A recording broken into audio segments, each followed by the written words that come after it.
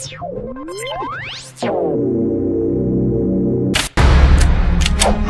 a bone to pick. So you guys, running Channel 101, Acceptable TV, you guys get all kinds of video submissions, and you've probably seen the worst crap there is on Earth. They're all pretty They're all good. Okay. No. So you probably more than some other people have, you have to watch it. You have to, as you guys put on your site back in the day, the bullshit, get rid of it. So what would you say is like the biggest mistake that these beginning filmmakers are making that you see all the time and just knocks them out of the running? That's really easy. Number one on the list is audio. So you've already figured that out because you'd rather have this thing like in front of my face than not have it. And it's if you can't tell what you're saying, you get really sleepy. It's really hard to watch. Yeah, if there's like that is the hardest thing because even though humans are 90% visual, like the way that we connect to each other is through audio. In fact, I don't know if this stays the same now that the internet is around, but someone once told me that suicide rate is highest among deaf people, not among blind people, because they lack a connection to humanity. And blind people can just hang out and go, "Hey, what'd you do yesterday?" F***ing blind people. Deaf people, they kill themselves a lot.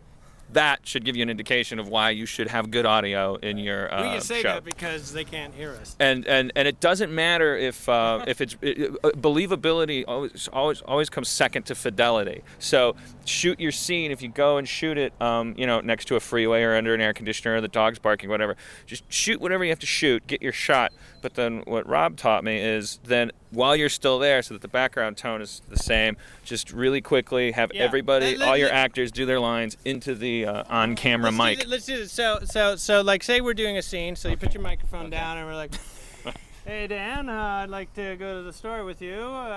Would you like to come with me?" Yes. All right. So you can't hear because the microphone's all stuff. So like right after you did that scene, we would go up to the camera mic, and then we would say it right into, "Hey Dan, I would like to go to the store with you. You want to come with me?" Yes. All right. There you go. So that's what we call like wild lines in the filmmaking business. So now it's also what we call really good improv. Yeah. That's a completely different lesson. So I said yes instead of no. Right. I asked a question. I shouldn't have done that, but I wasn't gonna say anything. I know. But now if you do that after you've done your scene, you can get home and you go, "Oh, none of this audio is working." But some of it does and some of it doesn't. Yeah. Like you got an airplane going overhead. Now you got a little covering right there. Second to that, which is a lot easier because you actually are able to monitor this more realistically while you're shooting, is if you see the sun behind the actor, whatever. The face is dark or whatever. So that's it. Put a light on him. Get a bounce board. The third one I would like to say is pacing.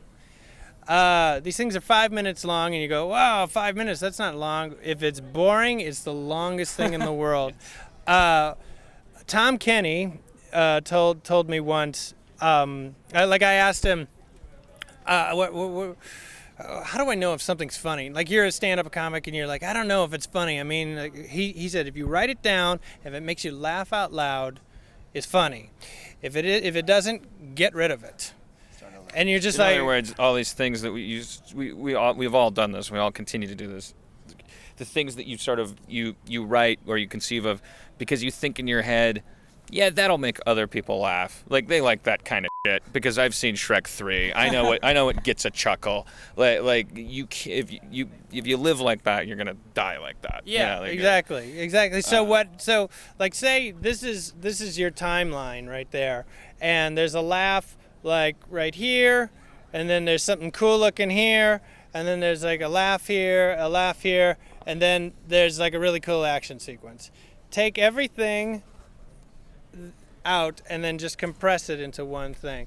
Now you might have like a 30-second short, but it's a good 30 seconds. Yeah, it'd be a hilarious 30-second short. Who wants to watch 30 seconds of laughs over 5 minutes? So that's really the trick. A lot of people, they do these dirges. You just want to kill yourself. There's something about bad 101 shorts. You just want to beat up the person for making you go through this, and after you watch like 30 of these in a row, you just like you're throwing stuff and you're like, I hate everyone. But there's also but please something. submit, you know. We won't There's also something very inspiring and heroic about people who do that to you, and then next month you see their name again, and you go, "What? These people just got punched in the stomach last month. What are they doing? Right. Don't they know how to take a hint?" And if the answer is no, you're my hero. You know, because that means that you're doing something no matter who tells you to stop, and that's how you know when you're doing something that you should be doing. Yeah. Whether it's carpentry or... And have fun, because if you're having fun while you're making it, the audience will see that you're having fun. And if you're having fun, definitely. you'll be enjoying it. But if you're just like, yeah, I mean, just have fun with it. Have fun with it. I've never had a friend that farted lasers. You do now. Hey, everybody! We're Tears for Fears, and you're watching IndieMogul.com. We didn't have to be...